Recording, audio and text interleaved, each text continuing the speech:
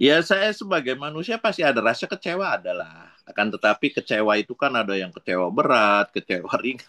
Saya ada kalau dibilang nggak kecewa itu ya mungkin eh, bohong lah. Si saya mungkin aja bisa saya ditelepon ngomong coach, maaf kita sudah tidak perpanjang bla bla bla. Itu mungkin lebih elegan, lebih baik, lebih bagus daripada tidak ada pembicaraan. Halo teman-teman sekalian, berjumpa lagi di channel ini. Nama saya Sastra Wijaya dan tinggal di Melbourne, Australia. Hari ini kita akan berbincang mengenai topik yang tentu sangat menarik di Indonesia, yaitu bulu tangkis. Dan hari ini tamu saya adalah Harry IP. Saya kira semua penggemar bulu tangkis di Indonesia sudah kenal. Dan perkembangan minggu ini adalah Harry IP akan pindah ke Malaysia.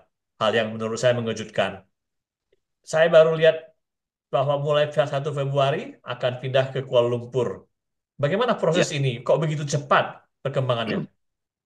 ya sebenarnya memang apa namanya sebelum saya masih di PBSI juga memang banyak negara-negara yang banyak menawarkan saya lah. Akan tetapi kan saya masih statusnya masih jadi pelatih di PBSI dan kontraknya itu masih ada. Nah, setelah saya sudah tidak diperpanjang kontrak sama PBSI, ya otomatis banyak beberapa negara yang langsung menghubungi saya.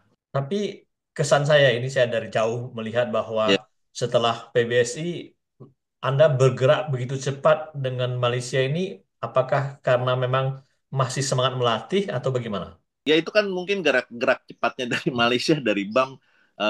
Mungkin setelah mengetahui saya sudah tidak diperpanjang kontrak, mungkin mereka cepat untuk menghubungi saya, mungkin takutnya atau bagaimana ya cara berpikir mereka takut di kontrak dengan negara lain. Memang untuk yang pertama memang BAM ya Malaysia yang menghubungi saya, Mister Datuk Kenny yang menghubungi saya langsung.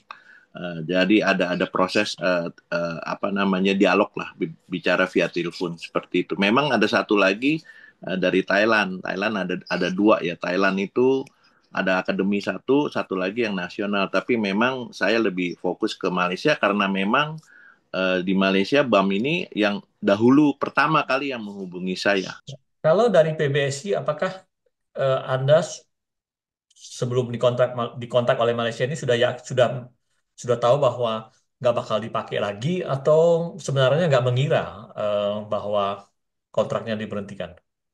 Ya jujur sih saya nggak mengira karena kan di peraturan PBSI di waktu di grup WhatsApp itu kan harus kalau memang masih menginginkan ngelatih di PBSI itu harus ngirim CV ya toh, ngirim apa namanya achievement lah seperti itu ya. Saya ikutin aja dan saya tidak mengira dan saya juga ngikutin sesi wawancara seperti itu, diskusi, saya ngikutin semua.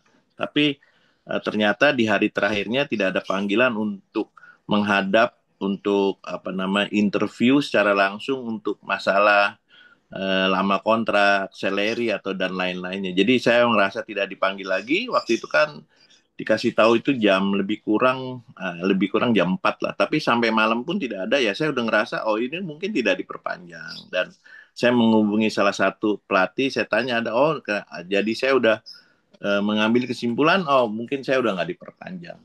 Apakah Anda agak kecewa bahwa pengalaman begitu lama diputuskan seperti itu saja atau Anda merasa bahwa ya ini sekarang bagian dari model begini harus diterima lah? Ya saya sebagai manusia pasti ada rasa kecewa adalah. Akan tetapi kecewa itu kan ada yang kecewa berat, kecewa ringan. Saya ada kalau dibilang nggak kecewa itu ya mungkin eh, bohong lah. Rasa kecewa tetap ada, akan tetapi saya juga mengerti ya, mengerti mungkin keputusan pengurus baru untuk tidak memperpanjang kontrak dengan saya, yaitu hak mereka. Jadi saya juga bisa terima lah, saya bisa terima ya toh dengan apa namanya keputusan itu. Akan tetapi alangkah baiknya dibicarakan mungkin versi saya mungkin aja bisa saya ditelepon ngomong coach maaf kita sudah tidak perpanjang bla bla bla itu mungkin lebih elegan lebih baik lebih bagus daripada tidak ada pembicaraan gitu dan saya tidak bukannya komplain tidak protes cuman caranya bahasanya karena Saya kan cukup lama lah di PBSI. Itu aja sih yang saya sesalin. Kalau dari pihak apa namanya pemutusan tidak perpanjang itu nggak ada masalah buat saya, nggak apa-apa. Dan karena saya juga ngerasa cepat atau lambat itu tidak selamanya kita di PBSI karena ada waktunya, ada masanya. Sekarang Anda 62 tahun, Ya, banyakkan orang juga kalau kerjaan lain sudah pensiun, tapi Anda sekarang ya. pindah ke Malaysia, berarti Anda masih melihat beberapa tahun ke depan tenaga masih kuat untuk melatih ini. Memang kan pilihannya setelah tidak dikontrak sama PBC mungkin pilihannya dua waktu itu, pensiun atau lanjut. Tapi saya pikir-pikir, saya diskusi sama anak, sama istri. Kalau sekarang pensiun, apa yang harus saya lakukan? Apa nextnya berikutnya seperti itu? Akan tetapi saya ngerasa, wah, saya masih masih sehat, masih seger, masih oke loh, masih bisa bisa ngelatih seperti itu. Jadi saya waktu itu saya memutuskan kita 4 tahun ke depan lah seperti itu. Mungkin setelah ini ada rencana saya mau pensiun. Sekarang ke Malaysia, selama ini Anda selalu melatih di Indonesia.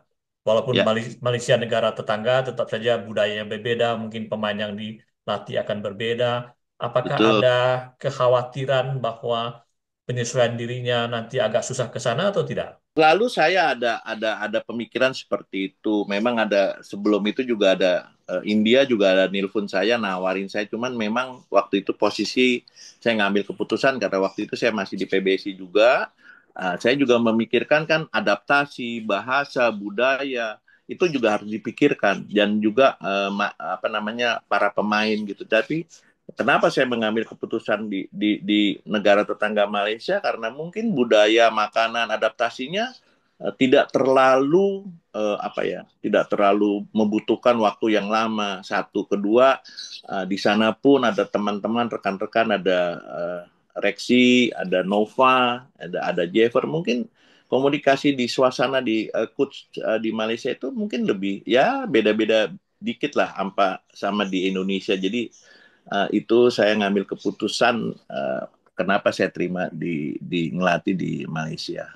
Gitu. Kalau dari segi emosional, apakah mudah bagi Anda untuk berubah? Artinya begini, Anda selama ini 20 tahunan mengurus pemain Indonesia, tentu saja tiap kali pemain Indonesia bertanding, Indonesia yang tetap di hati ya, untuk menangkan begitu. Sekarang kalau nanti pergi ke Malaysia, melatih Malaysia, tiba-tiba berubah pikiran bahwa pemain Malaysia harus menang melawan tim Indonesia, apakah tidak merasa kesulitan nantinya?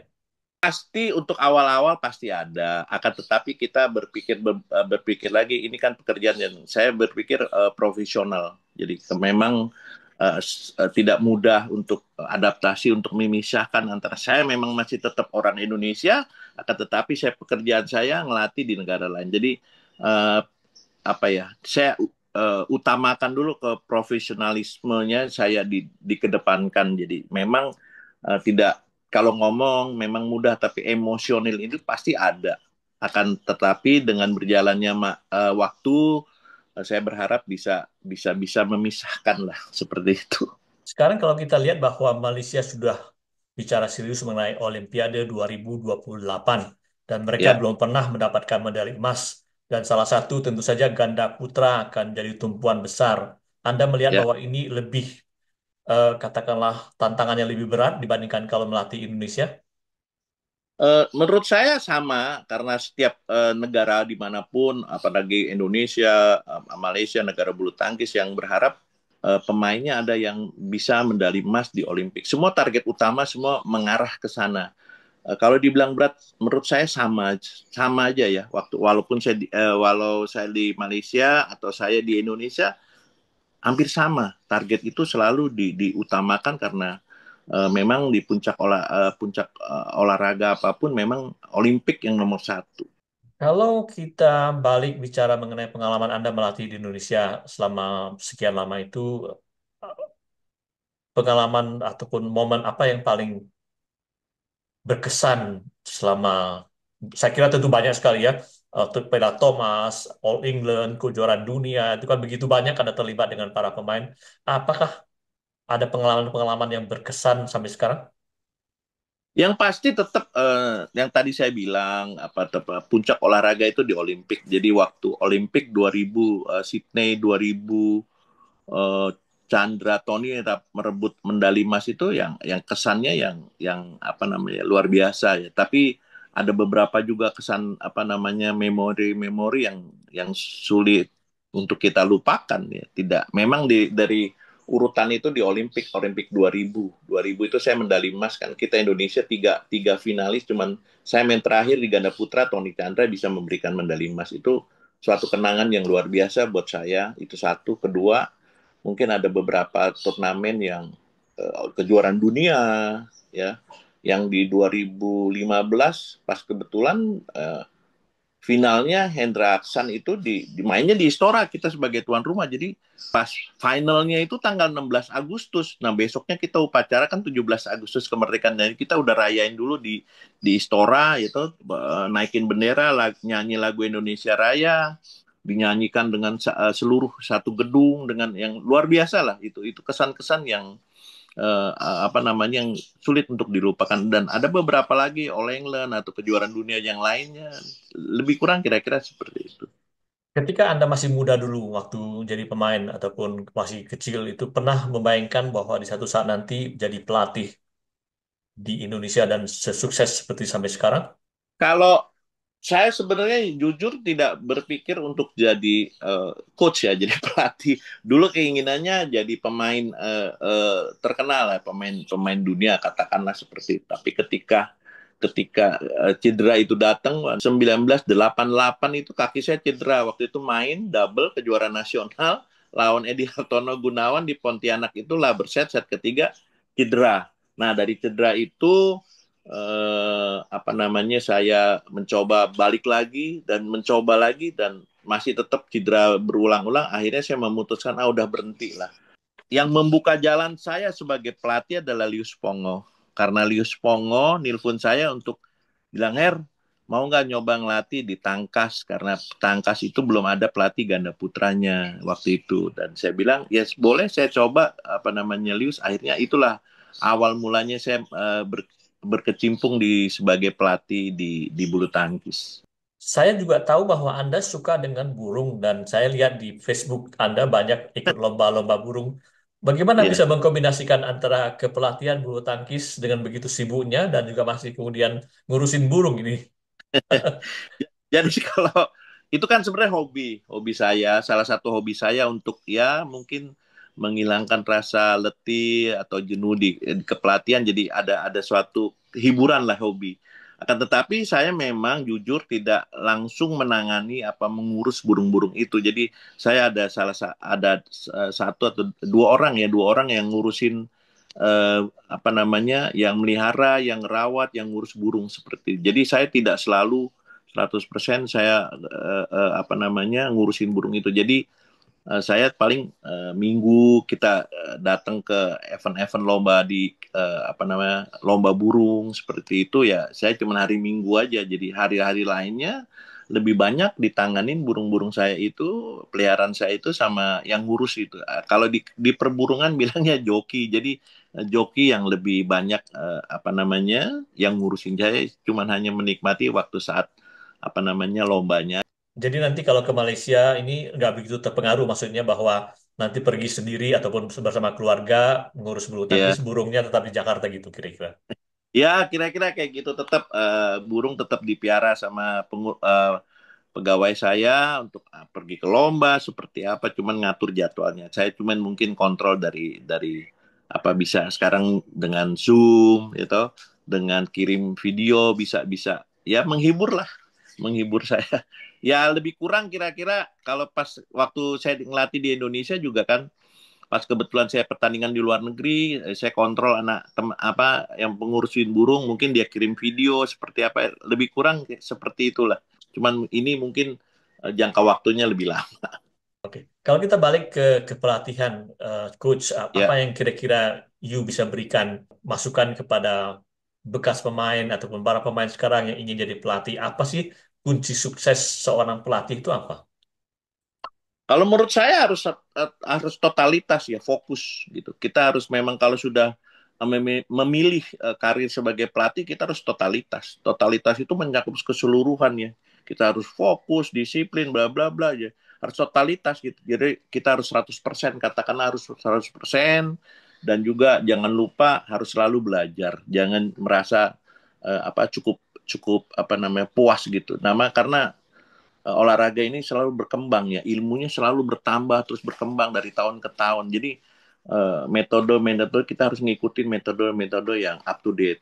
Anda kan mengikuti proses eh, skor pemain ketika 15 sampai kemudian sekarang 21 ya.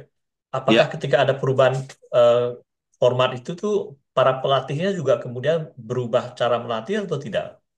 setahu saya waktu dari format 15 sebelum ke 11 itu pernah ke 7, 7 poin, best to Ya, three, tapi 7 poin. Terus terakhir belakangan baru dirubah sampai sekarang itu poin 11. poin Pasti 21 perubahan. sorry, poin 21 ya. Ya, 21. Ya. Revolusi cara melatih, cara bermain itu berubah sekali. Jadi metode latihan yang dulu 15 sama metode latihan yang sekarang itu jauh berbeda. Berbeda. Jadi cara baik menurut saya, baik fisik, baik teknik ya, itu berubah sekali. Agak sedikit berbeda jauh, metode latihan waktu kita game 15 sama game 21 itu agak beda sekali. Jadi dari mulai program latihan fisik, program latihan teknik, cara latihannya, pola mainnya itu berbeda jauh. Kalau kita lihat perkembangan ganda putra saja lah barangkali karena Anda lebih Ya. banyak melatih di situ ya. Bagaimana Anda melihat Indonesia, Malaysia, Cina, Mhm. kemudian Korea Selatan, Jepang, sekarang ini bagaimana?